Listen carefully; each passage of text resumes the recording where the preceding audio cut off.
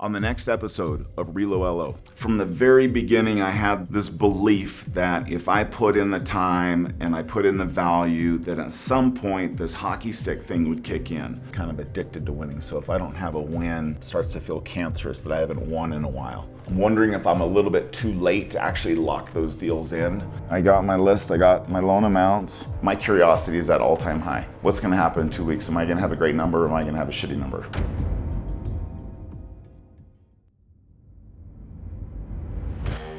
You can take a cheetah out of the jungle, but you can't take the jungle out of a cheetah.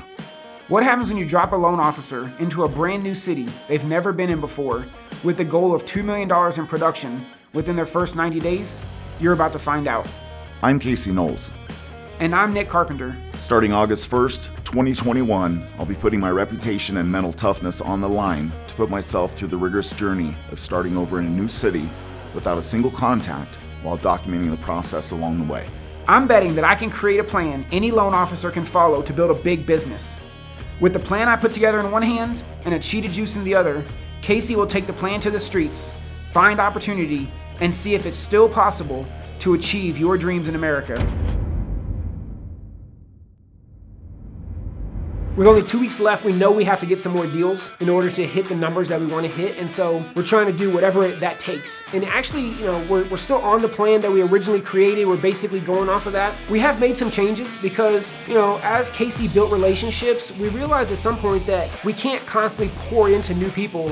We have to go deeper with some of the relationships that we have. And so in some ways, we've pulled back from going out and trying to meet new people in these last few weeks. But instead, it's like, how can we go extra deep with the people that we already have? How can we go find a couple more deals? Obviously, he feels a lot of pressure to make sure that he hits the number that he wants to hit. I mean, he's a high pressure kind of guy in some ways. And the other thing is he's putting that pressure onto realtors. So it's not just that he feels the pressure, but I think in some ways, he's leaning into the realtors and really trying to get them to produce and give some deals. And in some cases, I think people don't like that kind of pressure. And so, some people that we thought we would get more stuff from, they've sort of pulled back. Some people that we didn't think we'd get as much from, they've come in a little bit more. So, it's kind of interesting that we had this really solid plan coming in. We've pretty well stuck to that plan, but we have made some changes along the way as we've seen some people, like the cream of the crop has risen, and in some ways we're like, let's go all in with that person because they're amazing. Or this person over here that wants our time, maybe they don't deserve our time because they haven't actually done a deal with us yet. So we're just trying to do everything we can do in these last couple weeks to make sure that we can pop a couple more deals and really try hard to hit that number that we want to hit.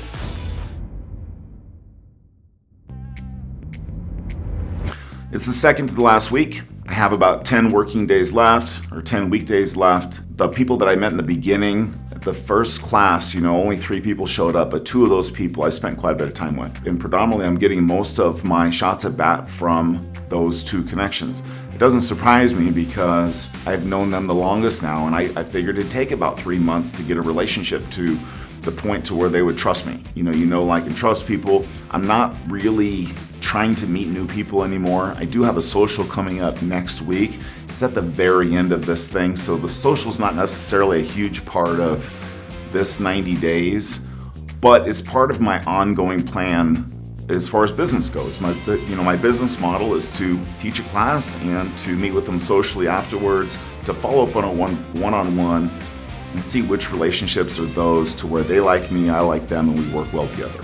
It's Monday the 18th. Getting all the things I'm supposed to do on one piece of paper, so I have a list. By the end of the week, I usually have a handful of things that I told people I would work on or get to there. We did have a class last week, which was at a coffee shop, and I did pick up a couple different people's names. I have Leanne and Valentina here.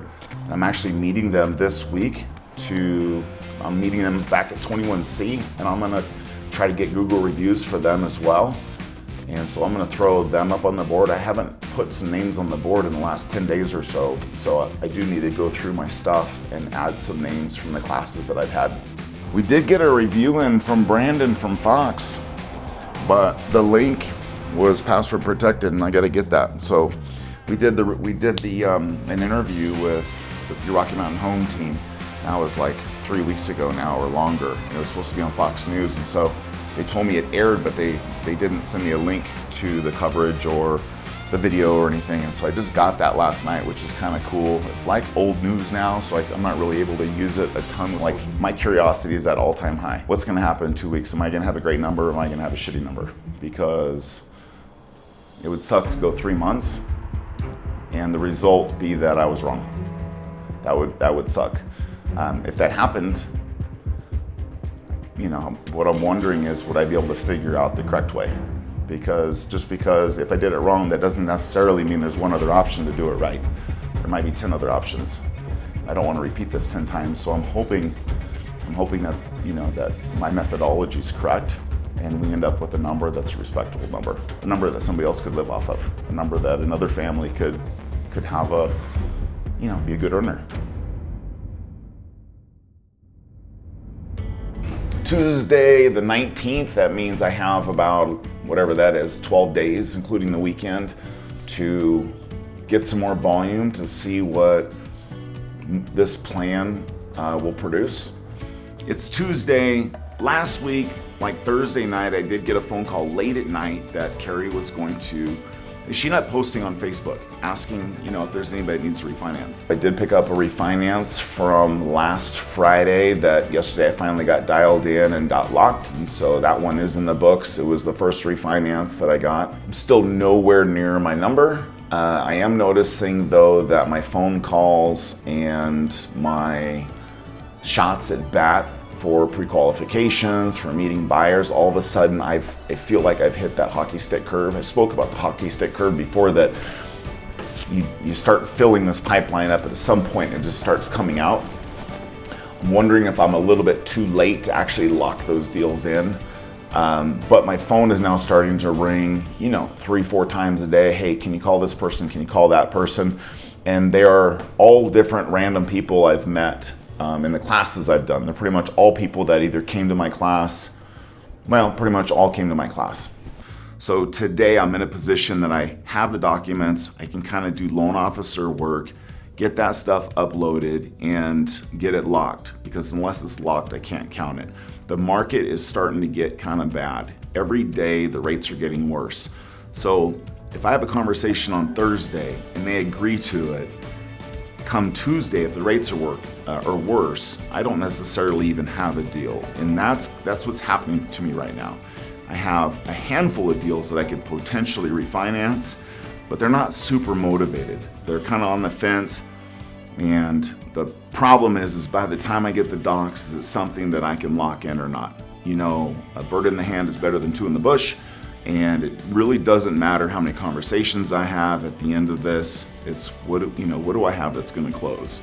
So today is all about making sure that whatever documents I have in, I've done the work, I make sure it's still good with the client, and I get it locked up before the rates get worse. I got a lead come in, a Facebook lead, and I was able to talk to the buyer, potential buyer, and potential borrower. And she didn't want to give any information up over the phone because she had been involved in some identity theft before, or a scam, she said. So I called Giselle. Actually, I called a few different realtors because no one was really picking up the phone. Actually, I called a few different realtors. Called Carrie, called Lori, called Lorian. I was trying to get somebody I could get on the phone quickly because, again, on the leads, you just don't know how many other phone calls they're going to get. So finally ended up making arrangements to meet Giselle at her office at 2 o'clock, and the potential buyer is going to meet us there at 2 as well. She wanted to get possibly pre-qualified today and go look at a house in Aurora, which is about an hour and 10 minutes away today. So this is life. I just got through telling you how great it's going to be, helping everybody out. Had this appointment scheduled for about 4 hours, and I just got a text. So sorry, need to reschedule, got called into work. I will text you on my next day off.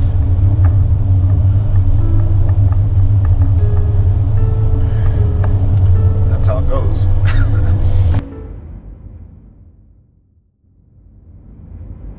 It's Wednesday. Yesterday I pretty much worked on loans all day. From the very beginning I had this belief that if I put in the time and I put in the value, that at some point this hockey stick thing would kick in. It's the point to where I filled up my pipeline enough, I filled my relationships up enough that things start to kind of flow over. And I feel like that's happening like right now. I don't have my number, but if you can see the smile on my face, it's because my phone's starting to blow up. Like it's happening. Yeah, that's awesome, man. Congratulations. Oh, perfect.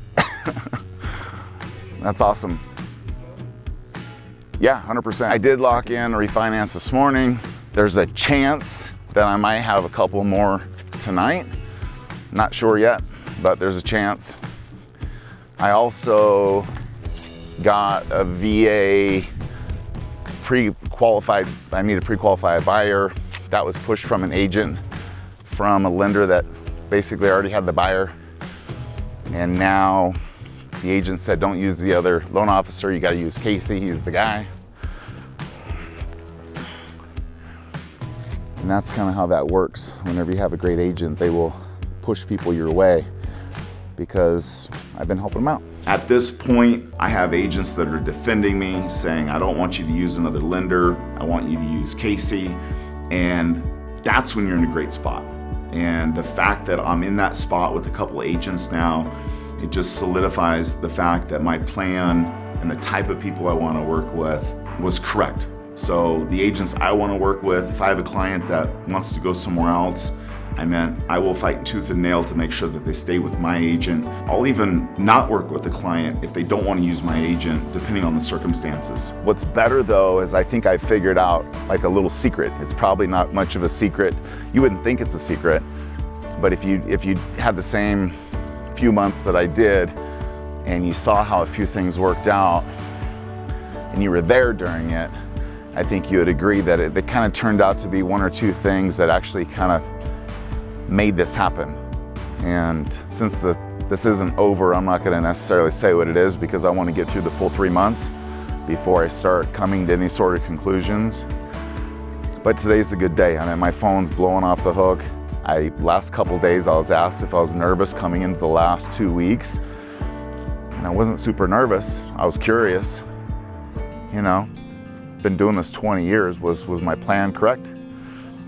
You know, I'm not like some 25-year-old guy out there with abs and a chiseled face, and you know, you see me walk around, see my posture. I'm an old guy, I've got a limp, and I say and a lot. Speech isn't perfect, but the plan was pretty good. So pretty happy right now. My phone is blowing up right now. My phone's doing well, and that the hockey stick curve is kicking in. Whether that translates to, you know, deals and contract in the next couple days, that's not something I can say right now, but I can tell you what, over the next 3 weeks, I'll have a pretty solid pipe. Today is Thursday the 21st. Today has been about trying to get a couple people pre-qualified. Hopefully they still want to get pre-qualified. I got rates moving up. I need to get a couple loans locked that are coming in that are refinances, but I haven't gotten any documents in, so I can't lock them. And every minute the market's been getting worse and worse, so I think those opportunities are going away. But I also was able to meet Lorian and a friend of Lorian's that she works with that I should be getting some documents from that I might be able to help. Well, this person that she works with has a ton of real estate and is looking about growing, and you know, and she has multi-million dollars worth of holdings and $1.5 million in loans or something like that. And so she agreed to send me some mortgage statements and some paperwork that I need to price those deals out. So that's exactly how it goes. Strike one, strike two, strike three. Hopefully you're still playing, go to the next inning, and then I meet somebody that could be a great contact.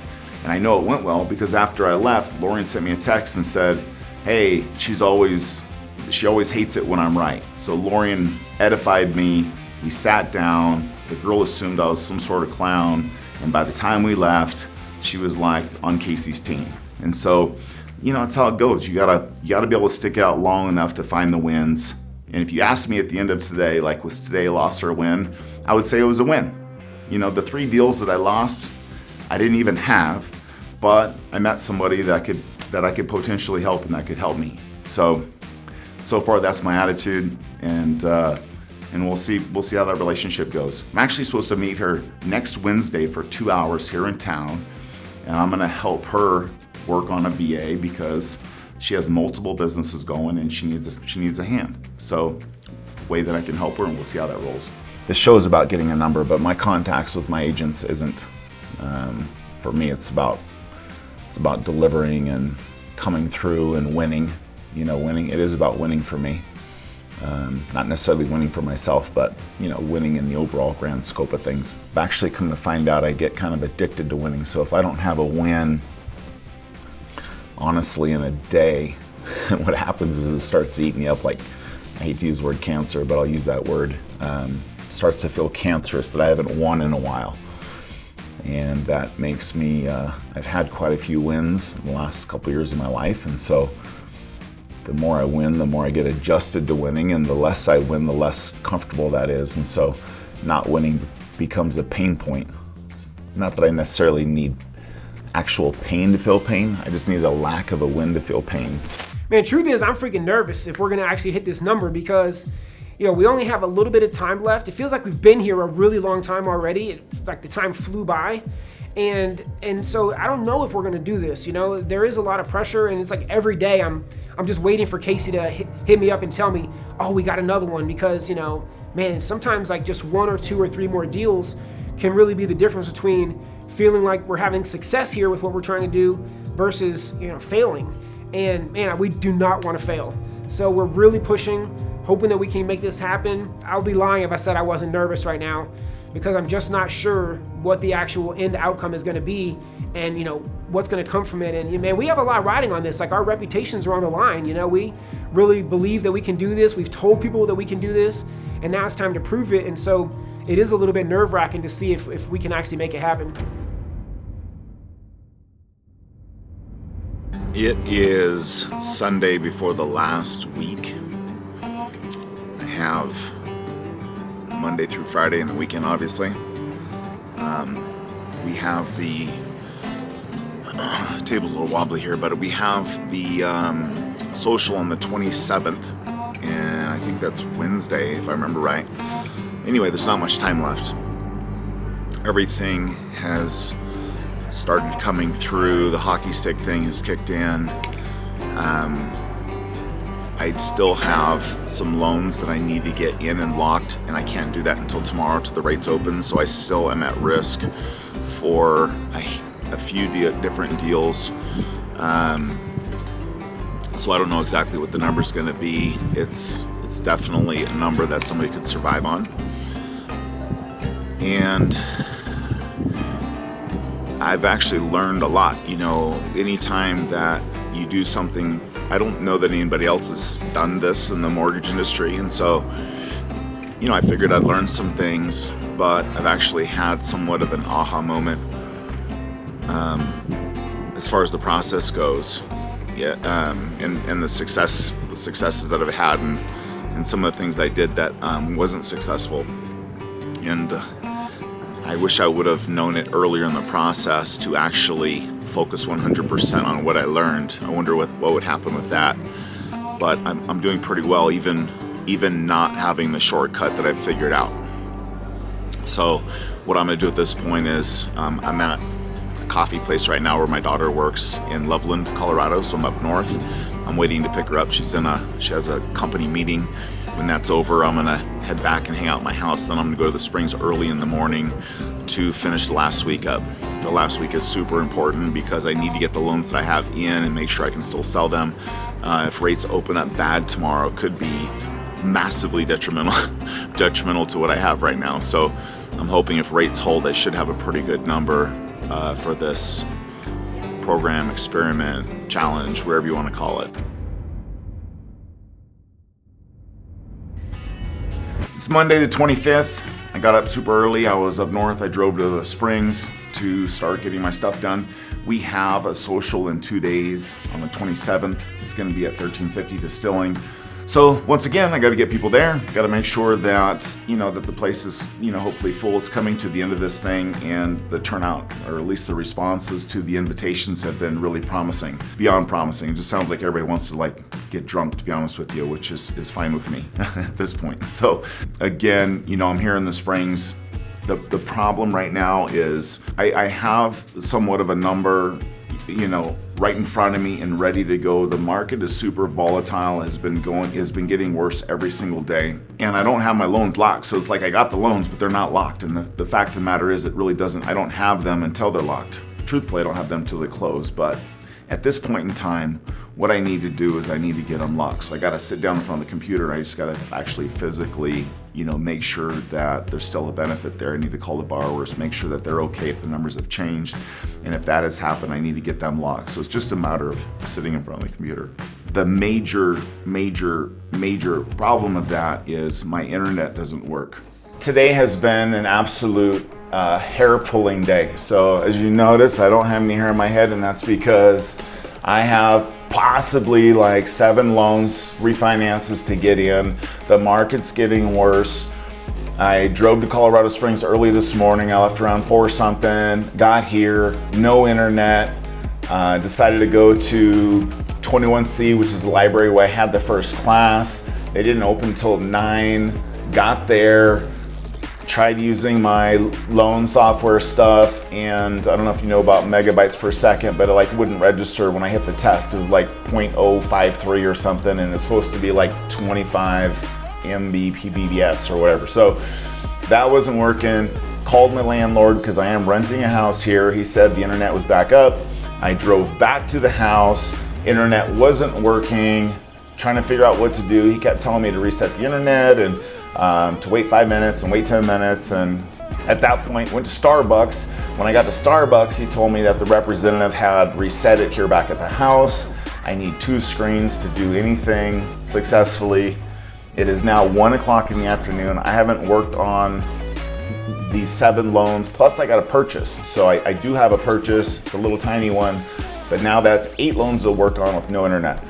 If you're in the loan world, you understand what that means. That's trying to lock loans while the rates are getting worse and things like that. It's like mega death. So that's the plan. I'm gonna try to chill my phone out.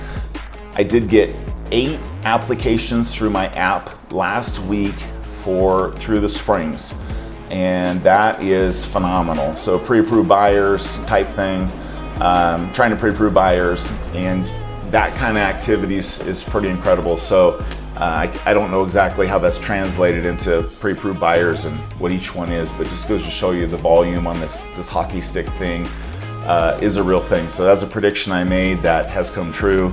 How that translates into the final number, I don't know yet. Even the 7 loans that I have, I don't know if I'll be able to capture those because I need to get them in, get them locked, and make sure I still have a benefit. I normally don't watch rates, but these are all very marginal deals, so even a quarter change in the interest rate could take them all away. That's no lie. All right, final week. We're coming into the conclusion of what we're doing here in Colorado Springs. For this last social, I'm trying to make it as big as I can make it. So I'm inviting all my friends. I'm telling everybody about it. Who can I get to fly in? I'm trying to get realtors that are kind of famous realtors to come to the event, people just to fly in so that, it can have even a bigger perception. Man, these guys, people fly in to hang out with these guys even just for a few hours. And so it's gonna be cool to see who actually comes. I think we have at least a couple handfuls of people flying in from around the country. So I'm excited to hang out with my clients, put on this, last event here. We're gonna go to 1350 Distilling. It's our first time going there, and I'm excited. It looks like a really cool location. Looks like a pretty cool space. And we basically rented the whole space out, and just to see, and I'm hoping that we can get maybe 30 to 50 people to show up this time. Just looking again at our track record, we had maybe, I think, 14 or 15 people at the first social. I think we had around maybe 30-ish at the second one. So, if we could do that again and maybe go up another, maybe get 50 people to show up, that'd be incredible. And it's cool, that again, that hockey stick is seems like it's sort of happening right now in October, just like Casey predicted. So it's really interesting to see it come to life. So yeah, I'm excited about this event at 1350 Distilling. We're gonna see what actually happens here. It's Wednesday the 27th. Today is the event. And my buddy came in from Florida. I have a couple more friends coming in from New Jersey and a couple other people from Arizona, from South Carolina. And so I have some friends coming to kind of celebrate the end of this thing. They're employees and or will be employees. So it's just kind of, building some business, building my business and my tribe. And so this is part of it. And I have some great people because they decided to fly in just for this social to hang out.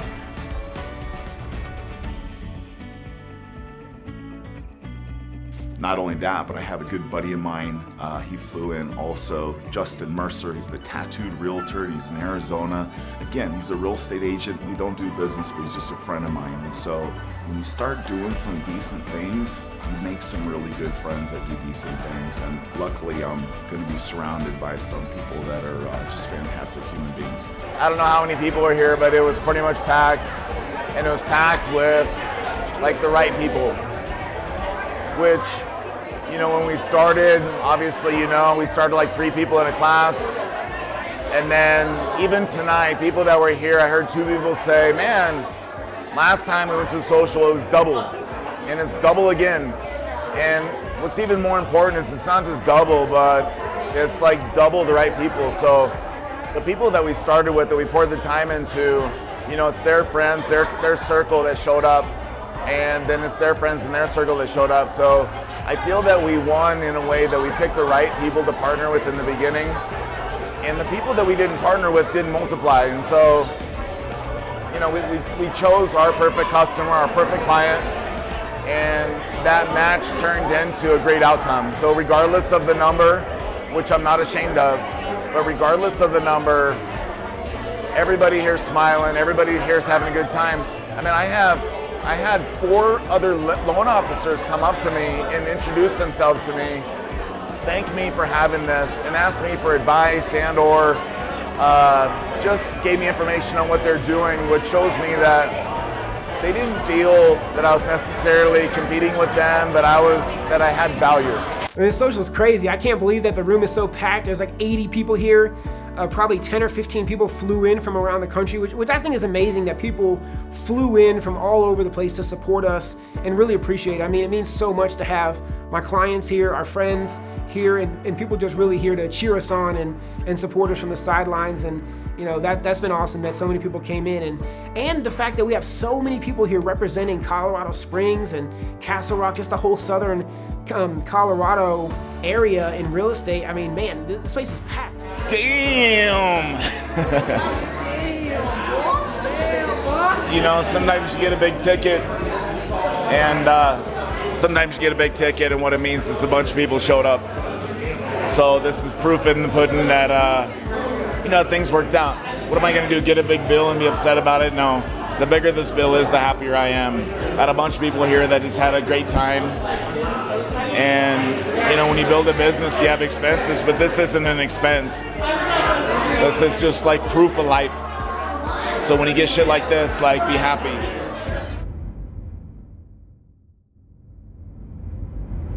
It is the 31st.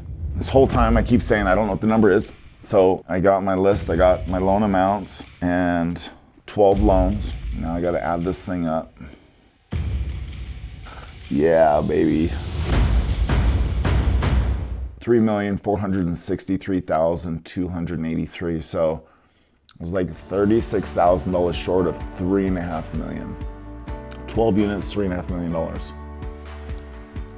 5 by 12. Average loan amount, $288,606. $288,606. So that should shut anybody up who thinks that the loan amounts are all like 600,000 or whatever. So 12 units, 3.46.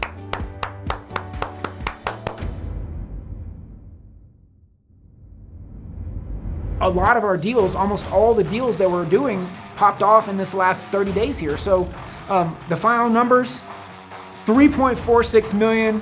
Amazing. Can't believe that we actually hit that. So if you're curious on where the business came in, how it came in, if it was purchase, if it was refi, which relationships led to which wins, because it's actually super interesting how they came in. It's going to surprise you. But if you're curious about that, you got to watch the breakdown.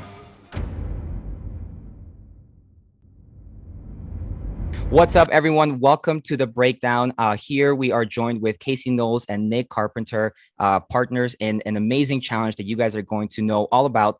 But before we tell you guys about the challenge, the breakdown, everything that happened in between, I think it would be really, really valuable for the audience to know a little bit more about who these main characters are in this challenge. We have Casey Knowles and Nick Carpenter. Do you guys want to share a little bit to the audience about who you are, some of the things that you've been doing, and why they should listen to you on this breakdown? Thanks, Rob. Yeah, my name is Casey Knowles. I've been lending for approximately 20 years. I guess about me that relates to this show. When I first got started, I was able to work with a guy who I sat down with and I told him how much production I wanted to do. And he just very simply on a piece of paper told me what I had to do. And back then it was, how many phone calls you could make and how many of those calls was kind of reverse engineering. And so in my first 12 months, I was able to earn about $230,000 at that time, about 20 years ago. It was a pretty solid start. Since then, sometimes fortunately, sometimes unfortunately, I've had to restart and kind of go from zero, either due to moving or the market crashing in 2008. And each time I've restarted, for example, in 2004, in my first 3 months, I was able to do about $75,000 in income in my third month. That was as a wholesale rep. But it was very much the same in getting clients. I had to restart again in 2009 when the mortgage industry changed. Within my first 3 months, I had the highest producing units in the entire company in the history, which was pretty cool. And then in 2020, I moved to Colorado and had to restart again. At that point, I was doing really poorly. And then I enlisted the help of Nick. And in my first year, I was able to do about a little over $50 million, which was, obviously it was a pretty good restart. Obviously. And then since then, again, we wanted to do that. And document it. And so with Nick's help, we went ahead and shot the ReloLO show, which was me starting over again. So that's kind of my history of trying to go from zero to something and doing that over and over again and kind of getting to a point where I feel like I could do it in any city. And I think I can help anybody do it in any city at any given time. So. Thank you, Casey. That's awesome. Thank you. Nick. Yeah, thank you so much, Rob. Yeah, I'm Nick Carpenter. I grew up as a Navy brat all over military bases. I watched my dad have this amazing camaraderie with buddies. And probably that's why I decided to join the Air Force. I actually went in the Air Force because my dad suggested it. He said they take better care of their people and had better food. And he was definitely right. And so, again, feeling the camaraderie in the Air Force, I decided to get out in 2005 and went into the real estate industry. And really in real estate and mortgage, I just never felt like there was a place that had that amazing camaraderie. And I was always searching for that. So, eventually I decided to build the Legion of Loan Officers. I opened that in 2017. And today the Legion is doing about $1 billion in production a month between our members. And it's just, it's an awesome place where we support each other, learn, bring different ideas out to the market. It's how I met Casey Knowles. And so that's, sort of how we ended up here today. So now that the audience knows more about you, why they should listen, your expertise and your accomplishments, let's talk about this challenge, because the ReloLO show was all about a challenge, specifically a 90-day challenge. Let's talk about that. What made you want to do that? Whenever I moved to Colorado and I had to restart, I had to start from zero again. There have been many times in my past that I really wanted to do something and I want to hit some high numbers. And I had the willpower myself to do it. And throughout the years, over and over and over again, I've purchased products. I've, gone down different roads, trying to chase or trying to find a path that actually worked. I always wanted somebody to say, like when I first started in mortgage, whenever I first started in mortgage, I had a guy actually hand me a piece of paper and he said, if you do these things, it'll work. And between then and between when I moved to Colorado, there were a lot of times that I had the willpower to do it, but I just didn't necessarily have the path. And so whenever I met Nick Carpenter, he handed me a plan and said, hey, if you follow this, it'll work. I believed him. I followed it. And in that next year, I was like number 4 in the state of Colorado for mortgage brokers. And I did it just by doing exactly what he said. Obviously, I put some effort into the things I had to do, but I just followed his plan. And that, to me, that was a huge gift. It was a huge gift to have somebody say, look, this is what you do. If you do your part, it'll work, period, and nothing else. And so after doing that and starting to build a mortgage company, I wanted to be able to show other people, hey, look, if you have the drive and you have the willpower, I have the plan.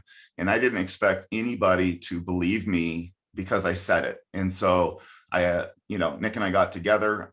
We talked about the idea. He was game, and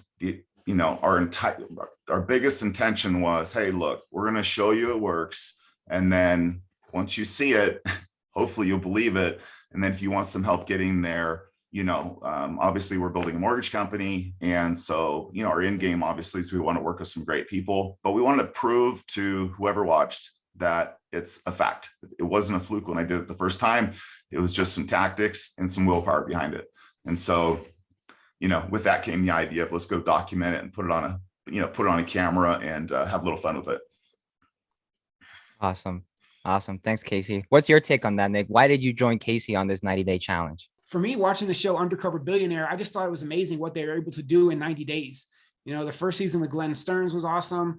Particularly the second season, I loved the Grant Cardone segment where what he did in Pueblo, building this marketing company. I mean, as a marketer, it was super impressive what they were able to do in 90 days. And when Casey brought the idea to me, I was like, oh, to me, it was like, heck yeah, because it'd be so cool to actually see what we could do in that, in that same kind of time period. We didn't have to have an appraiser or anybody come in and tell us the value of our business because we already know the value, based on, that's the great thing about the mortgage business. You can just look at production.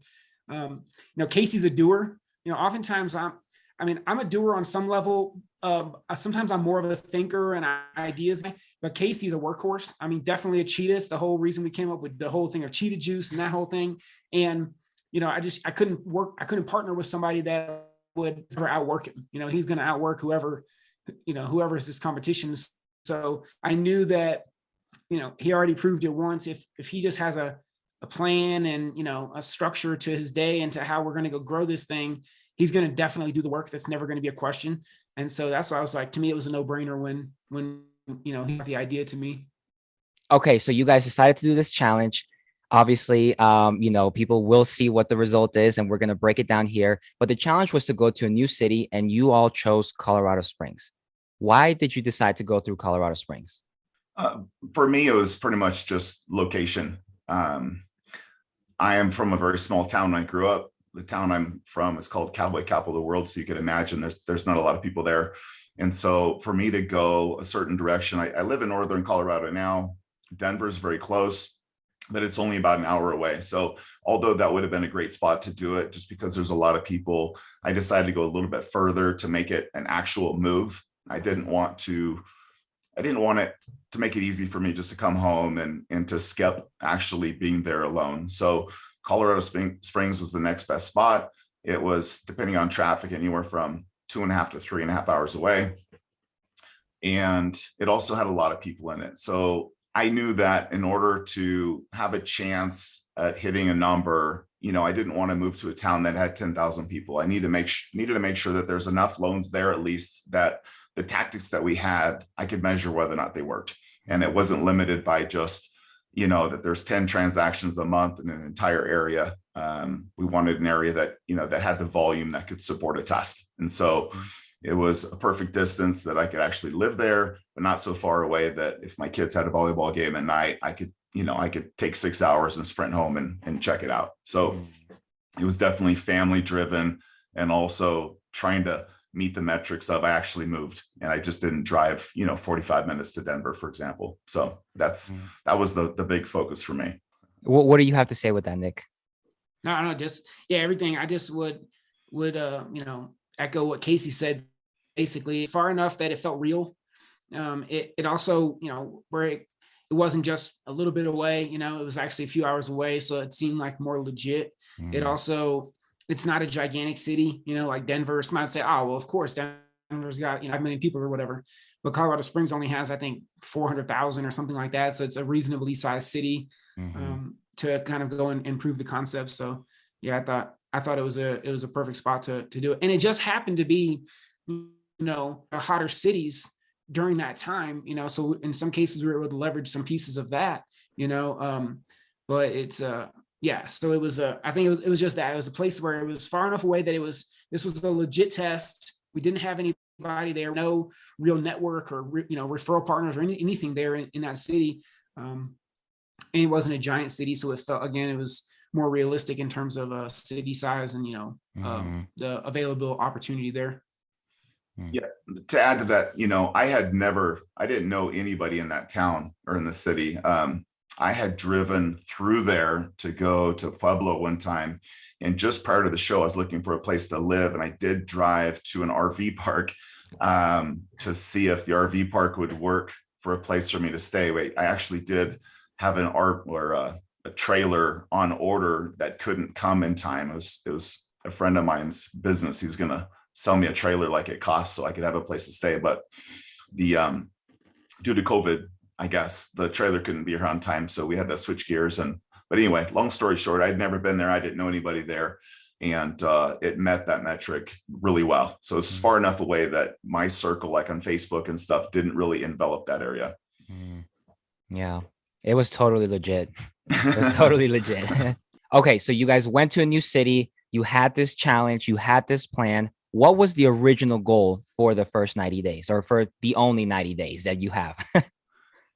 Yeah, this is an interesting question, because in the very beginning, I had gone to Nick and said, hey, most loan officers, I don't know what the actual average is. I'm guessing it's maybe 700,000 a month or something like that. And so I went to Nick, and to do 2 million a month is a solid number. If you're a loan officer doing 24 million a year, that's great income.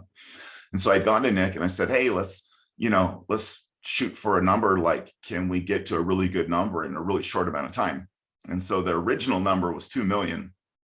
And, Nick's on Facebook quite a bit. And I think he had a little too much cheetah juice one day, because I ended up catching a post and he said, hey, watch Casey go to, go to Colorado Springs and I forget what the number was. It was like 2.5 million but he bumped the number up.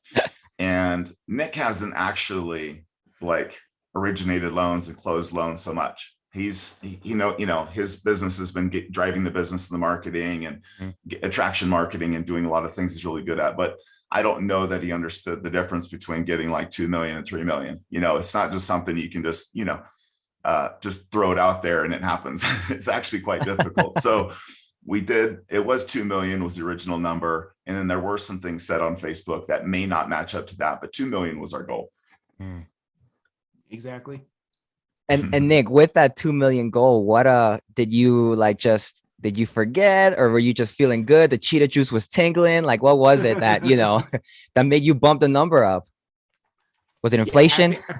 Yeah, exactly. I think I actually just misremembered the number, but sometimes because I don't originate, I think it can be easy for me to not differentiate between the idea of a $2 million a month producer and a $3 million a month producer necessarily. Sometimes I might not recognize all the work that has to go into to that increase, to add another 2 or 3 loans, 4 loans a month, whatever that number needs to be in order to add another million. Sometimes I probably can downplay the effort or work that actually has to go into that, because I haven't been on the production side. Like Casey said, I'm mostly on, creating opportunities, opening doors, that kind of stuff. Not necessarily on how do we actually get that loan, from that realtor, sometimes on that specific. So yeah, I probably just misspoke there a couple of times on Facebook, but he's right though. Originally we were going for $2 million. And for those who don't do loans, just to give you an idea, 2 million a month for an app, you can get paid different amounts depending if you work for a bank or a broker. It can go anywhere from 0.33% to 2.5%. So there's a big variable, but on average, most loan officers that originate their own business get paid about 1.5%. And so at 2 million a month, that is pacing at $360,000 a year. So we thought that was a pretty substantial stretch. Can somebody make $350,000 or more, 360,000 on pace for that in the third month? And that's why that number is not an average in the industry. Obviously, people don't make that kind of money. So at least not on average. They're, closer to probably, $80,000 to $140,000, something like that. But anyway, that was our number, to be pacing for 360,000 a year. Okay, so that was the goal for the 90 days, right? Maybe there's a little discrepancy, but at the end, you guys were all still at the same page about what that goal was. So, of course, I have my own perspective. My team and I, we were there in a behind the scenes thing. But for the first 30 days, after the first 30 days, a third of the way there, how are you feeling about it? The obvious thing once you watch the show is we only had 3 people show up to the first class. And that was, starting from zero, as you'll see in the show, we talked about a hockey stick effect quite a bit. And so I didn't anticipate making any progress the first couple of weeks. I didn't expect anything to happen. I wasn't looking for any wins early. I knew that the first month was going to be rough. I knew it'd be different than what I expected. Like I knew there'd be obstacles. I just didn't really know what they would be. But in looking back, I think the first month was probably the first thing I would say. It was a big adjustment not being around my family. I'm not a guy that does card night. I don't go to the bars by myself. I'm home, in bed early, kids are in the house, and my life is very much the same every day. And so it always has been. And so for me to go somewhere the first month, I noticed, emotionally, it was very difficult to have, I had this extra pressure. And then also I didn't have my normal downtime with my kids and the kids' noises and running around and just the things that you get accustomed to, that all of a sudden it's very quiet. Mm-hmm. And then also the house was not quite as comfortable as my house. I was doing my own cooking and cleaning and washing clothes and all those things, which I'm pretty spoiled right now. So I think for the most part, it was more of a living adjustment, more so than work. I didn't anticipate too many wins. And so in reality, whenever only 3 people came to the class, I wasn't so much worried about that day. But what it did do was open up a concern that, hey, what if I can't fix this? And like that day we got over. Both Nick and I we're winning type of people. We're like, hey, show's going to go on. Let's make the best of it. And we were able to get over that in 15 seconds. But I also knew that it was my problem and my responsibility to get more people there the next time. And I didn't necessarily know how I was going to do that because I did the best I could the first time. It wasn't like, hey, I didn't try. Next time I'll try. I actually did do the best I could. And looking back, I can fix that actually. But at the time, I didn't know how to fix it. And so that's the first month was more of a question like, hey, am I going to be able to pull this thing off? Because I got 0 traction.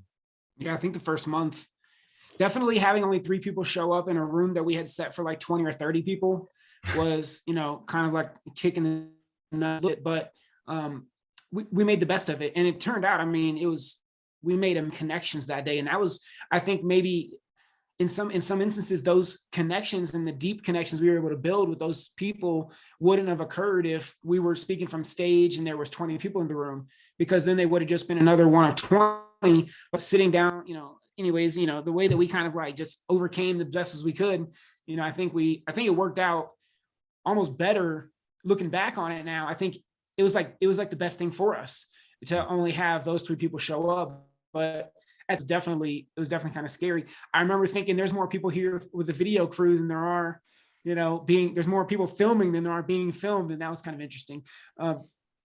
Also, with the social, even the social was, it was a little light, right? It was only around 14 people, I think, something like that showed up for the first social. And,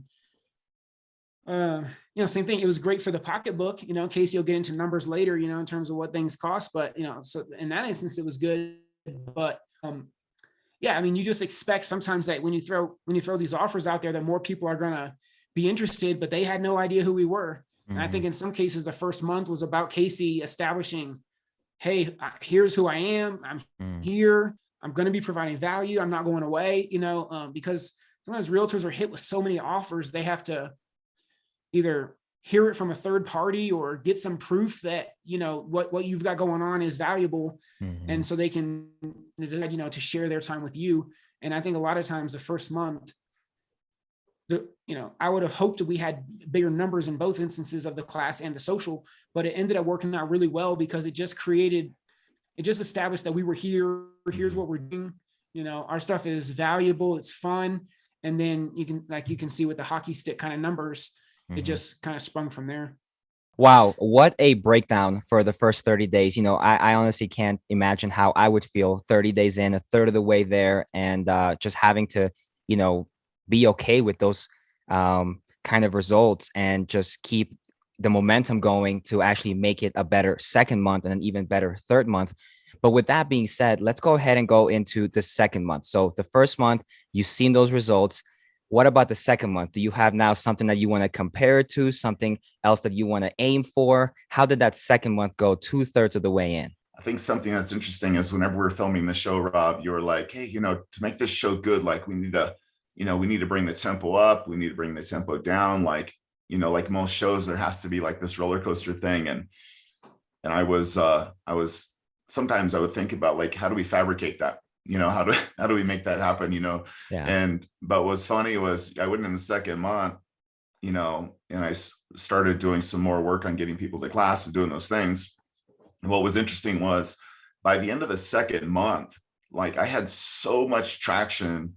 I got a deal in contract, and Travis, the guy we met at the first social, he sent me a deal. I got that one pre-approved. And so all of a sudden I'm at the end of the second month, and I forget what I had. We had maybe 800,000 or $1 million. We pretty much had like half of what I needed. And I had a bunch of other things that were promising things, which normally a percentage of those comes through. So we like almost started to hyper celebrate. So we got on the phone and we got on the Legion loan officers on a call, and we're like, oh man, Casey's just like, we're in the second month and we almost have our number for the third month. And I'm thinking, man, I wonder if I can just go home.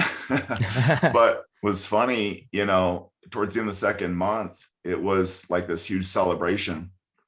And then as I rolled into the third month, like I lost all that. My pre-approved buyer ended up going away. He went on vacation, and then a deal that I had, I forget, but everything I had and all the hopes that I had kind of drifted away. I think I ended up having one deal that was a purchase that I picked up at a Keller Williams, like a call night type thing. It's called Bold 100. So I was there and I picked up a for sale by owner deal. And so I had a little bit of business, but all the stuff that I thought I had went away. And so it definitely was like the celebration and then backpedaling, because I just got on a phone call with Legion loan officers, like talking about what a badass I was and how we were killing it. But that's the business. Like these are 30-day long deals, and in the 30 days, anything can happen. It was also the beginning of interest rates were starting to rise as well. And so some of the refinances I thought I could pick up, I couldn't. And each day I try to sell a deal, and the rates would be different the next day. And so month 2 was difficult as well. And I was, again, I was telling Nick, man, I wonder if this hockey stick curve thing is going to kick in time, because I know I'm doing the work, but I don't really have anything to show for it. And so I'd like to say there were some really great highs in there, and every day I'd celebrate something, but it wasn't necessarily celebrating that I was on track to smash this thing. Yeah. The good news about month 2 is that we're improving, right? In terms of when you look at the class attendance, significant increase. When you look at the social, significant increase. Even I'm pretty sure that was when we didn't even have to fabricate drama. The dude just showed up. So it was exciting. But the great thing about month 2 was that you could see effort starting to produce, right? That people were knowing who he was. Realtors were talking about us, especially he really got to become friends and know some decent realtors in the area that have a lot of respect. And so if you can get realtors to talk about you, it's going to obviously always come back positively. And so we had, when you look at the class was awesome in month 2. We had just, a really good turnout. And then same thing on the social, the social at least doubled in people that were at the social, and the class, I think tripled, maybe quadrupled, something like that, and so it was, you could see, that you could start to see the effort paying off. And obviously even on, like Casey said, he was starting to get some deals, and oftentimes that very first deal that's the hardest to get. It's that, man, now they're putting their trust in you. They're putting, their reputation on the line by recommending you. There's a lot that goes into getting their first loan from people. And often that's the hardest to get. So the fact that was starting to occur was pretty cool. I'd like to add, as far as the numbers go, I was being a little bit, realistic on my side, but the numbers, we were like 300% over month one at minimum, whether it was the class or the socials. And Nick is really great about this idea about a local celebrity and about authority, and to develop that as fast as we could. The local celebrity, the authority thing was really important, because even whenever I met partners that would be a great match for me, I still needed to strengthen that relation. Like, even though in the long run they will be my friends for life, I still needed to, normally you have so many points of contact before you start building trust. But with some of the things Nick had me do in the background, like getting people on the news and run websites and we press releases, all these things happen. So whenever I met people that were good partners, it enabled them to be a good partner with me months sooner than had I just done it organically and happened to run into them, at the grocery store and, throughout a year, for example. So one of Nick's strengths is just speeding up that authority and the local celebrity thing, which helps that people trust you whenever you talk and trust you to hand you their paycheck and say, hey, look, here's the deal. And, it needs to close and I trust you to do it. And so that's something that you won't see watching the show, because it's something that people feel whenever they're on social media and whenever they get emails and they get contacts. But it's what he does in the background that builds that trust faster. And again, it's really hard to measure, but it was one of the things that enabled me to sink my hooks in a lot quicker. Yeah. And it was super evident, month over month, from month one to month two, and even from month 2 to month 3, it was super evident how that authority, how it was almost like, it wasn't just like multiplying, it was like squared, like that hockey stick, like you were talking about, month after month. That's awesome.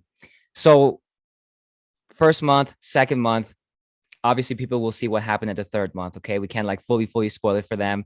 At least not just yet, but they will see what happened in the third month. Now that the 3 months are over, now that the 90 days are over, how do you feel? What are the thoughts going through your head? Do you still sometimes do you feel like you're being filmed, Casey? Or like, you're like, oh, I got to get up, do something, camera crew's coming. Or, how do you feel now after the 90 days is over? The final number, the final number definitely changed, how I feel internally about what can be done. I even participating in this, it changed. We all have a certain idea of what reality is, right? And we have certain things that we believe that most likely we just assume things, but we think it's a belief. And so we kind of hold on to it. After completing this 90 days and starting over again, I have another new belief that like what I did could be done even more efficiently and even faster. And had I not done the show, I certainly wouldn't, I have a little bit of an identity now with somebody that, I think I could, if somebody's got the guts, I think I could tell them how to do it. And if they did what I said, I know that they could repeat my performance at least, because I know we could do it better. Both Nick and I both know we could do it better, because we actually analyzed the show, analyzed what we did. And we're like, if we fix this up front, it would be a multiplier in the end. And I believe that like 100%. I have zero doubts that I couldn't go to another town and do it again, and actually do better, because I think I could do what I did without any refinances is what I think. So, and if by cutting out the refinances, it definitely makes it a more stable skill set. And I did rely on some refinances to hit my number, and that's something that could go away. And I recognize that. So I don't really count refinances so much.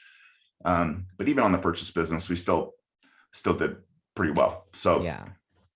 Anyway, to answer your question, now that 90 days is over, I think I'm left with more resolve. Like, these are things, it's not okay to accept that they don't work, because I know how to do it right and how to get a number. And so if somebody comes to me and says, oh, this isn't working, I did it. I can just say, well, are you doing this? No. Are you doing that? No. Okay, well, that's why it's not working. Because if you did these things, it would work. Yeah, I think that's one of the coolest parts about having this 90 days be over is that we proved it. And anybody could follow that same path. And, anybody can watch the show, be inspired by what Casey did there and just go do it themselves. I mean, if somebody's a real doer, there's enough information in the show that they could just go, okay, I kind of see what he did here. Just go do it themselves. I mean, there's going to be some people that obviously, want a little hand holding, some help, some guidance and that sort of thing. But the path has been laid out. And I think it's cool where we didn't just think about it or kind of, it's not a theory, but we actually proved it. And that's a big difference. And a lot of times there is theory even in marketing, right? A lot of marketing and stuff is like, oh, I think maybe let's see if this will work. Let's try this thing.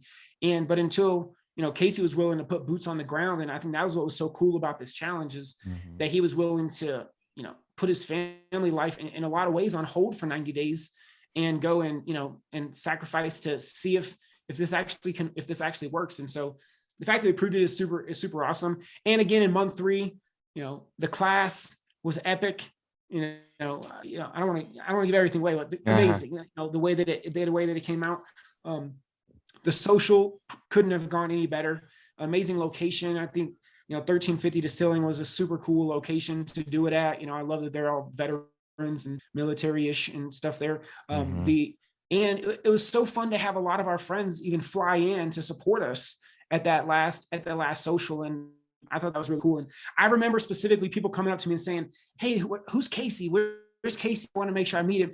And I was like, man, if that's not super proof that people are coming in the room and really searching him out, as the guy. And just that in such a short time, we were able to create this huge perception of is the value he can bring, that he's trustworthy, that he's fun, he's cool. You want to hang out with him. I mean, all that stuff. I mean, definitely probably cost him a little extra for the third social there by being Mr. Popular, but it was awesome that it worked out in the way that it did. And it was, and if somebody just follow what Casey did in their market and they're not actually leaving after 90 days, I mean, if that stick just kept rising, you're for sure getting in Scotsman Guide, just following this same plan. I think that's so cool.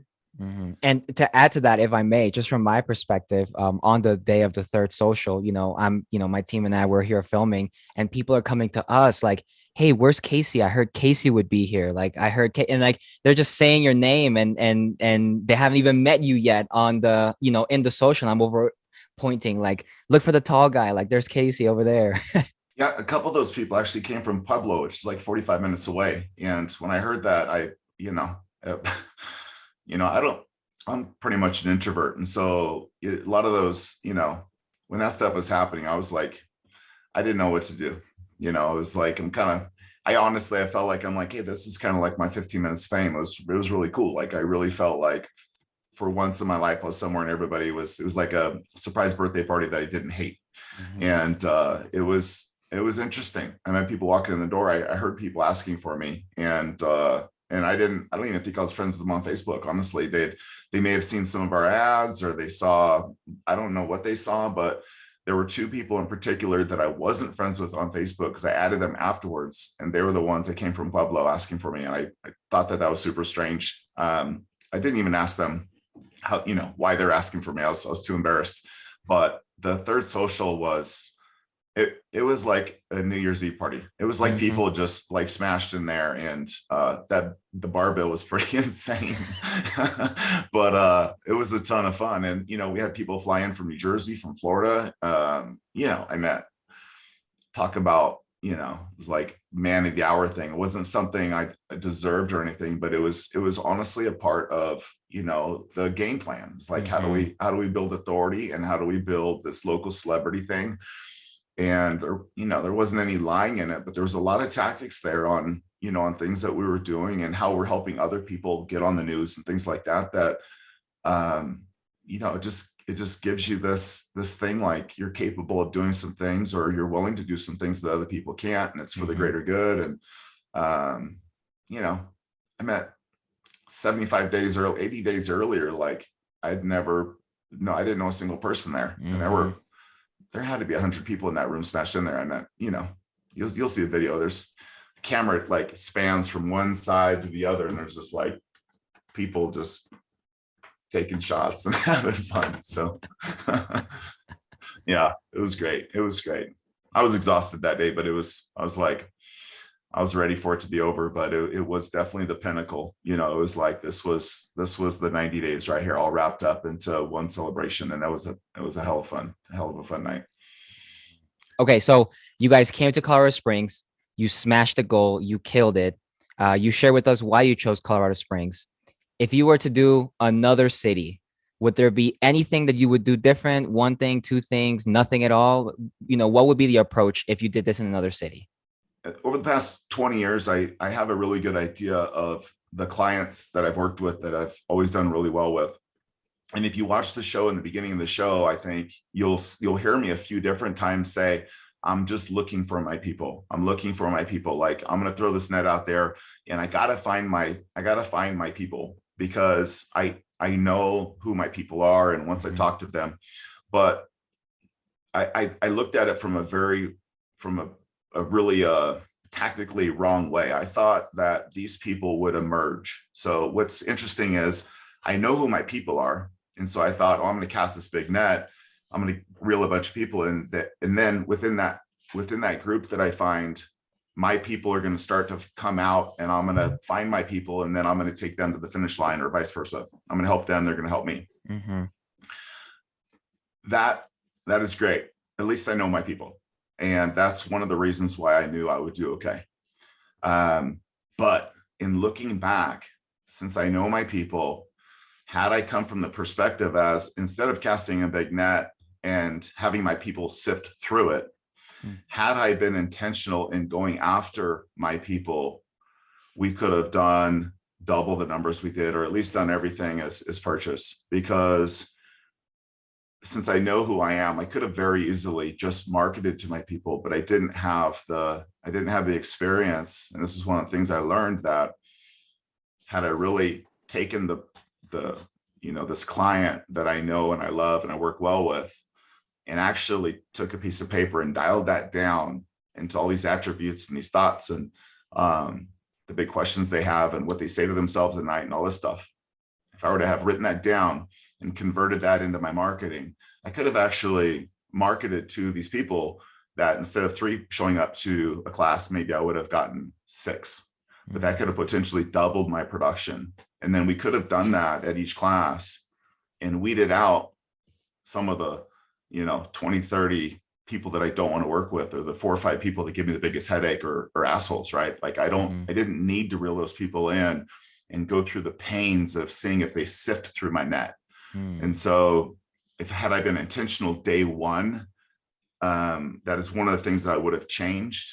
And I could have worked the same hours and probably doubled my production is my guess. And done so with less headache from pressures of working with people that aren't my people. So that would be the one major thing that I would bring up. If there was a second thing that we were going to do differently in the next city we go to, or if we were going to do this process again, I would say is find more opportunities on how to leverage a virtual assistant. We found some really cool things to do with the VA in the Philippines that can, help you with some background tasks, with different messaging, different things on social media, stuff like that. And really, there's probably even more stuff that she could have been doing. She was helping Casey around an hour a day, something like that. And what I'm certain that if we really thought hard about it, we could come up with more tasks and more ways to leverage her time and make Casey even have more visibility, or maybe have her doing some stuff for realtors. I'm not exactly sure, but I think that would have been the only other thing I would do differently, is like, what are some other ways that we can leverage the system? Because having that, those extra hours, it was super beneficial. Something that we haven't spoken about, Nick, that's really interesting about that. I was thinking about it, but some of the people ended up knowing that I was using a virtual assistant for some of the tasks that probably could have come from me. And where I thought that might have been a negative, actually, I think I ended up getting some authority out of it, because they're like, oh, this dude's using a virtual assistant. And so in the beginning, I'm like, there'll be 20% of the people are going to catch on and go, he probably should have sent that message to me first, like, hey, thanks for being friends on Facebook. But ultimately what I got was either some questions or, hey, that's cool that, it was like they were acknowledging that, that I was somebody that that was efficient with my time and or using some tools that they wish they could have used. And so that had a different impact than what I expected. That was a positive one. Wow. Thank you guys for sharing that. Those two things, going all in on the avatar and going all in on leveraging not just your time, other people's time, and what that does to your authority. I can only imagine what that would do to your results next time, or if you were to help somebody else out with that same process. But with that being said, with the process, the 90 days, the challenge, everything, I'm sure there's a lot of emotions, a lot of thoughts that came with it, but what surprised you the most when it came to the whole process of the 90 days? This is super obvious for me. I had told Nick, hey, look, even driving up there, I'm like, man, I'm going to smash this thing because I don't have my kids and wife and I don't have my home to watch after. So I will be able to work like 100 hours a day. And I was relying on the fact that I could work my way through this and do well.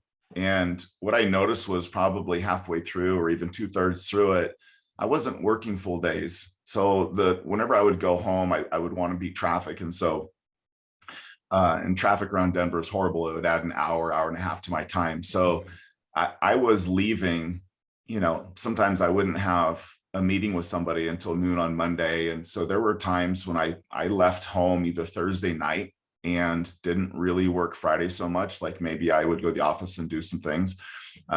This was not the last month. The last month I was on the phone. I was trying to get deals because it was the month that I needed to, originate loans.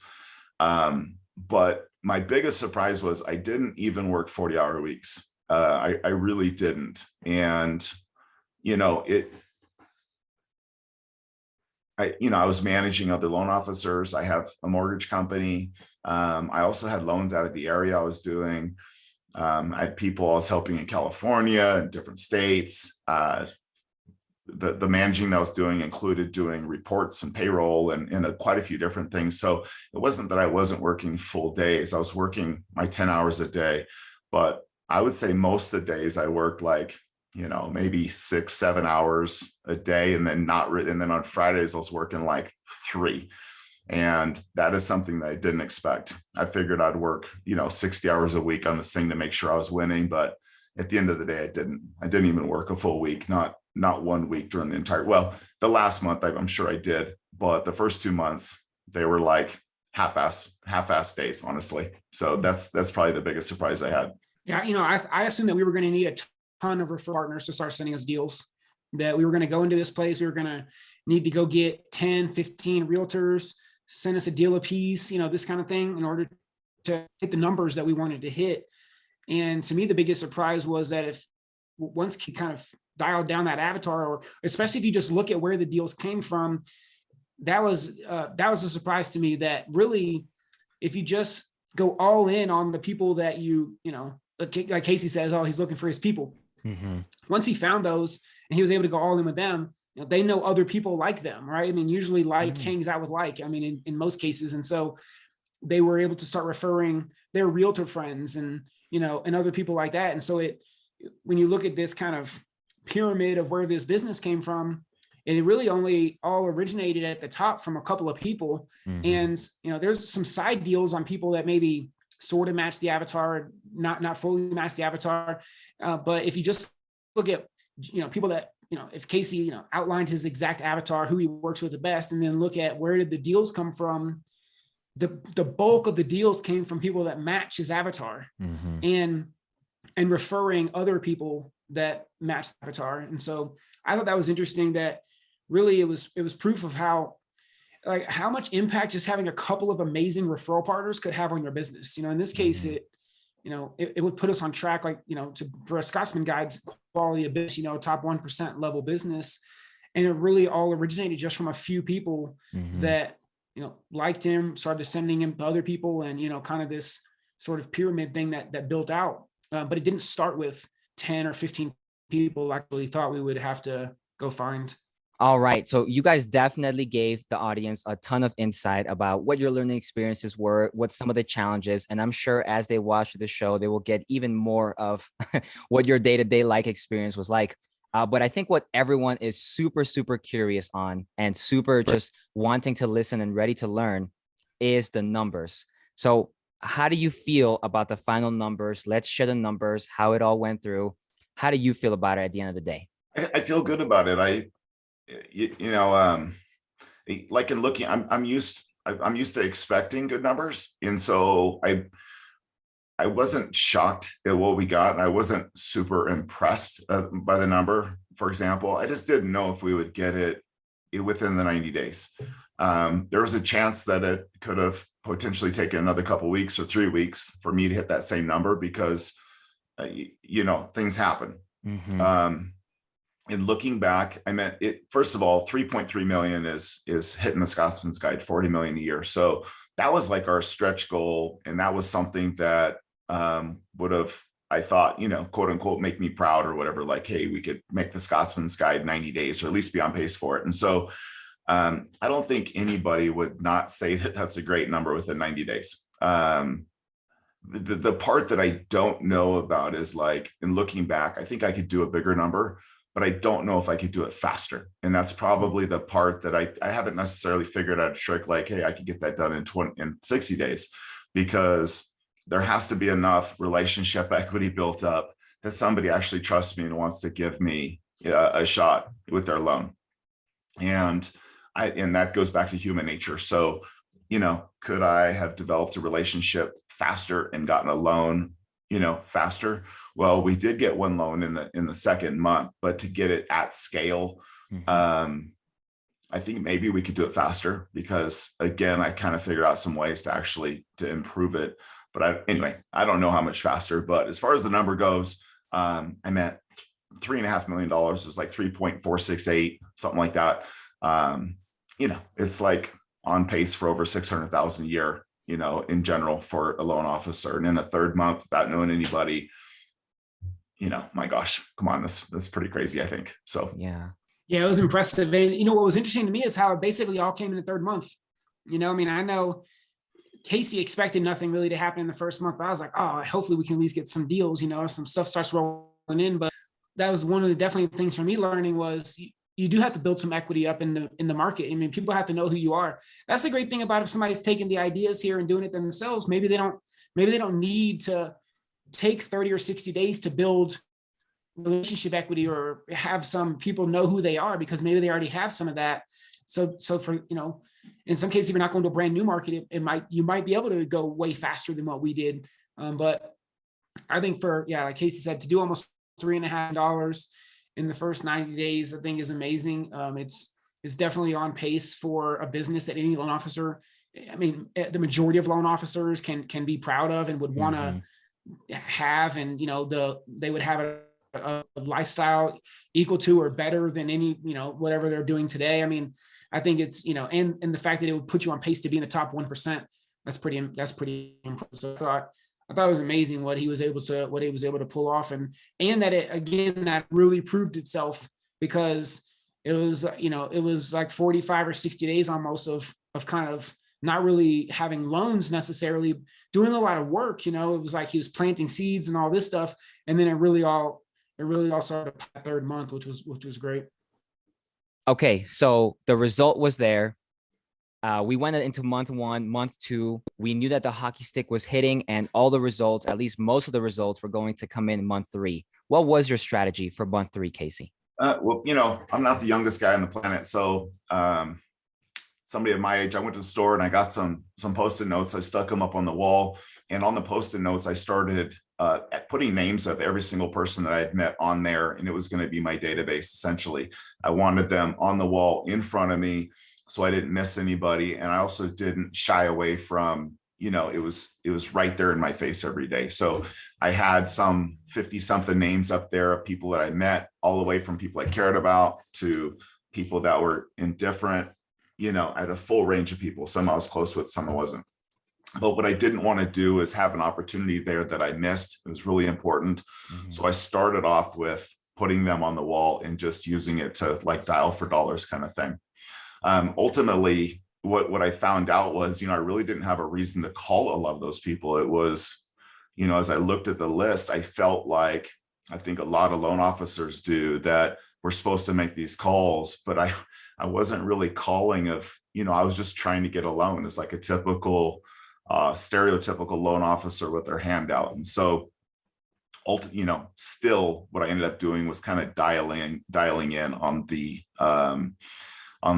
my people. And so out of that big board, at the end of the show, which was really interesting, once I did dial in on my people, I ultimately took that list and I just transferred the people that I ended up getting loans from onto another piece of paper and trying to find like the origin of where I got loans. I kind of reverse engineered it a little bit. And 10 of the 12 loans, if you look at my second post-it notes, 10 of the 12 loans actually came from 2 people. So 2 people, the relationships of 2 people generated on average 5 loans apiece, or 5 transactions. Wow. And one of those people, one person, isn't even yet what you'd consider a high producer. And I think that probably nobody on the planet would believe me if I said, hey, you could go to a non-producer and get 5 transactions out of that person or whatever on average. And that's the power of dialing in your client, because you're not just getting the client. What you have is the trust of that client, and that trust pours over to their entire circle. So if somebody vouches for you, somebody says, hey, you got to call Casey, even if that person is not the one giving you the business, they're the one edifying you. And when I moved it over there and I saw, like, look, this is what actually happened, it really made me realize I could have like targeted my people as opposed to trying to sift them through this first post-it note of 50 people.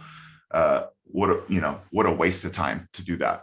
So that was the big improvement, and writing it on the wall is something that helped really visually bring that out and help me take notice. Yeah, Casey mentioned that he was going to create this giant whiteboard with names and everybody that he had met and all the relationships. So that way, whenever he woke up, and he could always just look at the board and he could look for the opportunity that was there right in his face. It wasn't his CRM or some sort of, digital thing that he has to go into. It's just right there in the living room. And I guess that was one of the, benefits of being in the house by himself. It didn't, he could just decorate it in however he wanted to do it. It was cool that, even from that, starting from that big list, that he was still able to work down and really figure out, who are his people, and who can give the most value to, who finds him the most valuable, who share that with other people that could also find him valuable. And so, yeah, seeing that the business really all trickled down from 2 ladies that came to the very first class that we ever did. When you look back at that first class, only 3 people showed up, but 2 of them basically met his perfect avatar of exactly who they are. And one of them is more or less is like how we figured out what that avatar looks like, or different characteristics and traits about the avatar. But the fact that 2 out of the 3 people that showed up to that first class, when the fact that they came to the class indicated a need, right? If they didn't have any needs, they would have never showed up to the class. But anyways, again, I think it's like a blessing in disguise that only 3 people showed up, 2 out of 3. So 66% of people that showed up to that first class met the perfect avatar, ended up doing a lot of deals, referred friends and family and other realtors and potential referral partners and things like that. So having that board up in the house, I think helped to create other kind of aha moments for us of really realizing, again, you need 50 people. The business, 90% of the business came originated from 2 people, right? So if you look, it's like, so that's like 4% of the list that he had on the wall generated 90% of our business. And it's just sometimes like that, right? If you really dial down into who you're working with well, who you connect with, who needs what you have to offer and understands your value, that you can probably go, further faster by really just focusing on those people specifically. Yeah, those two people did, it was over 2.7 million for the two people. So we did nearly 140% of our goal with two people. And, I could see somebody on the outside going, oh, since you only did it with two people, it's not like you can't replicate that. And I would argue with that all day long, because I've done that my entire career. When I was in California, I worked with one real estate agent, and I was still a high six-figure earner working with one person. And that one person wasn't necessarily one of these super realtors, right? It was just an average producing person, but her entire circle was my circle. And, I think saying that, it's a fluke, or that you couldn't repeat it, I meant it's just lazy, because I've repeated it over and over again, and we did it on camera. And if it's something you can't believe, it's just because you haven't tried it yet. You haven't done it yet.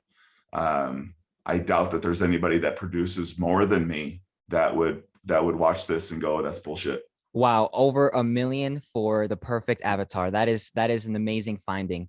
So, you guys did, almost 3.5 million.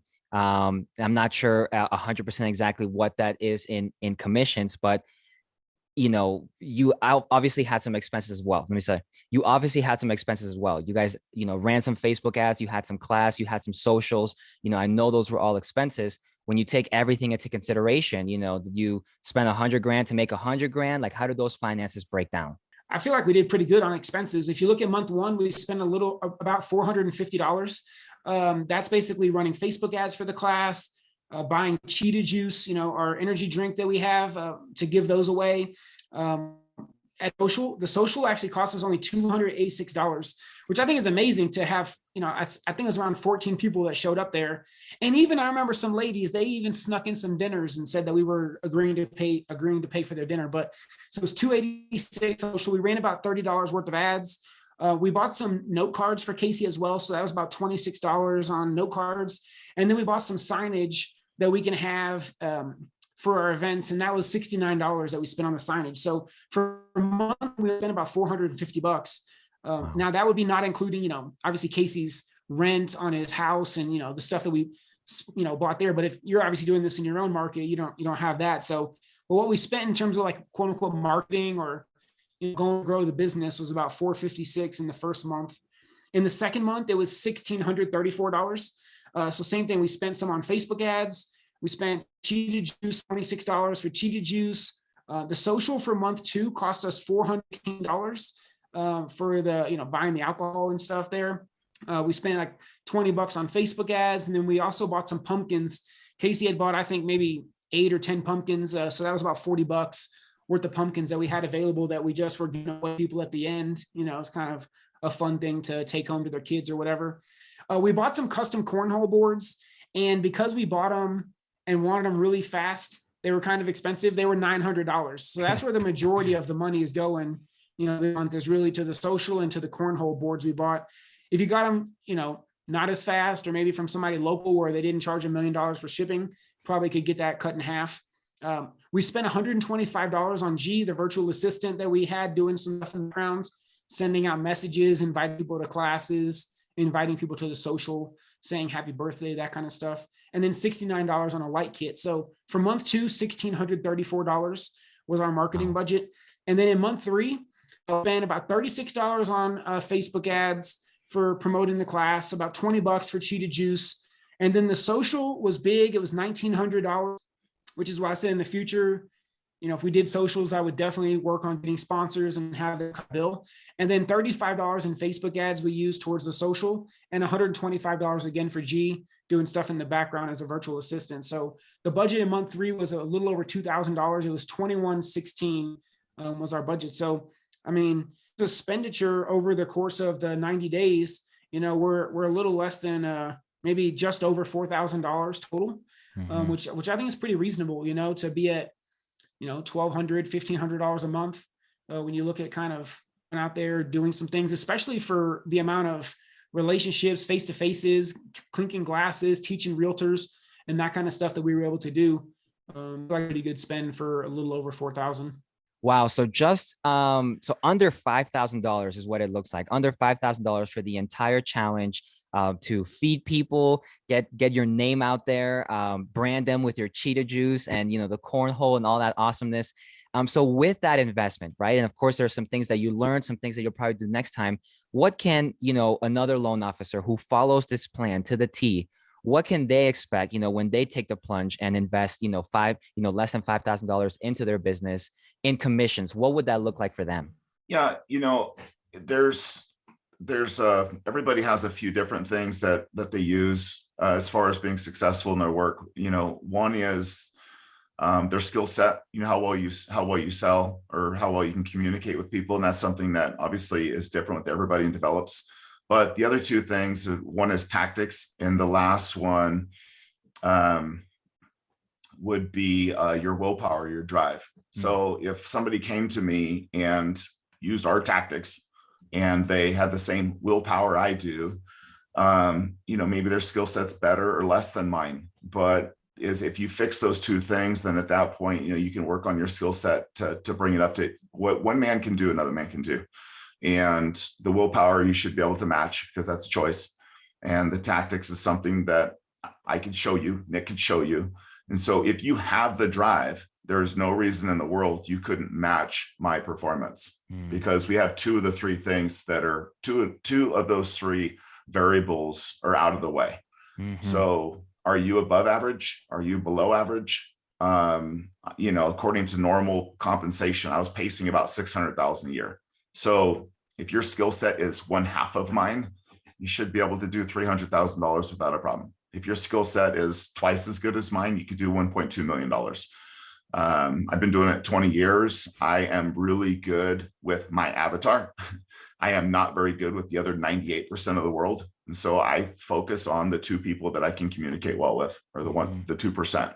So that's part of my experience. Look, I suck with this, with men that are 22 years old or whatever. Like I know who I jive with. And if you could say the same thing, then you should be able to match my performance using the same tactics. If you got the guts to get up and follow a plan. So I'd say the same unless your skill set's different. Wow. On pace for $600,000 in commissions if you're just somewhere on the average. So if a loan officer, is watching this, a real estate professional is watching this, they're trying to build up their business. Okay. And they're seeing all these awesome results. They saw this show. They're seeing how you're doing it. What would you tell them if they're trying to build up their business right now? They're trying to get to the next level like you guys. So a couple things. If you're a real estate agent, first of all, what I did in the Springs with getting real estate agents to refer me business is no different than what real estate agents should be doing with referral partners that can send them business every single month. People like real estate attorneys, financial planners, CPAs, people that help get other people into assisted living where they have to list their homes. Most real estate agents work almost like loan officers who do refis. They go for 1 unit of work to 1 unit of pay. And that is one of the reasons why real estate agents don't have the steady source of business that, decent loan officers have. So if you're a real estate agent that is looking to start getting repeat referral business that you can generate every single month, I can help you, or one of my loan officers can help you. So what I did is repeatable in both spaces. And we'd be happy to help you if that's something you're trying to develop. Secondly, what I did do is I had value to give real estate agents, which actually got them to send me business. And the things that I helped them with were things that helped them grow their business, like retargeting and ranking like #1 on Google, and just different things that actually helps the business that they currently have. So if those are things that we could help you with as far as doing classes, we have classes, both webinars online and in person, that either myself or Nick or one of our loan officers could help you and your team with marketing to make sure that you have some automation and things that keeps business, so you can do all the things all the time and not feel like you have to be the one doing it. So that's another way we can help you. If you're a loan officer, obviously you could come work with us, and we can actually hold your hand and make sure that this actually gets done. You saw the numbers that I did, and if I can do it and there's somebody on my team that's wanting to do it, you can bet that they're going to get first, they're going to get full attention to make sure that they hit those numbers. It benefits all of us. And if you're not on our team and you just want some help, shoot me an email, give me a phone call. You can go to ReloLO and it has all of our contact information. And 9 times out of 10, I'd be happy to help you regardless. So just reach out to us and give us a shot to help you, and hopefully we can put you in a better spot. If I was going to say any last thing to somebody, I would say take a day, 2 days, a week, whatever it takes you, and come up with a really, really, really strong avatar. If you can know exactly who you jive with, who you like to serve, and you can get into their brain and what are they thinking about? What's their pillow talk at night with their spouse? What are their vices? You can get really deep into who that person is and unique to that one person. I think that's what's going to help you go further faster than what we did, because it even took us a little bit to create. It wasn't really until like the 3rd month we started recognizing that, the opportunity that exists, knowing that exact perfect avatar. So if you're trying to take this plan and run with it, I would say if it's possible, before you launch into your 90 days, come up with your perfect avatar of who you like to work with as a referral partner and only speak to them. I don't mean like only trying to phone call people, but I mean like all your messaging, everything you're doing online, any videos, social media posts, everything is speaking to that exact avatar so that you're attracting that perfect person as well. And I think that's the one thing people don't put enough stock in up front, but is the biggest thing that can multiply your results and help you go further faster. All right, guys, man, this was an awesome call, an awesome breakdown. Really appreciate you giving the entire audience a behind the scenes peek at how this all went through. Now, let's say they saw this, they love what you guys are doing, and they want some help. Okay, they want some one-on-one help. What can they do? Yeah, so $3.5 million in 90 days is a big number. It's something that a lot of loan officers would be proud to do, especially going into a brand new market. If you need some help, we've got a couple of resources on ReloLO.com. You can grab an avatar workbook. It's actually a physical workbook we're going to mail you, and you can be able to have that, as a resource if you're trying to come up with your avatar. Casey made an awesome workbook that's going to has really great questions that you can ask. And even in some cases, go to realtors, go to somebody that matches your app, ask them some questions. Ask them, hey, would it be okay if we have a really deep personal conversation, just to help me with this? It's not necessarily about you. It's just about you in general, your type of person. So the workbook is going to be a huge benefit if you grab the workbook. I talk with Casey and I. There's also the ability to book a 30-minute phone call there. And we can jump on, we can make sure that you get a jump start. If anything, sometimes you just might want somebody to verify what you're doing and tell you that what your is going to work. And it's a good plan, or you might want a couple of ideas. And so we can jump on, share some stuff with you there. So ReloLO.com has some different resources for you. So check that out. You heard it here first, ladies and gentlemen. If you want some one-on-one help, reach out to these fine gentlemen and they will help you be able to achieve the goals that you want. Casey, Nick, thank you so much for breaking this down for everybody. And we'll keep on cheating on. Thanks, Rob. Appreciate it, buddy. Bam.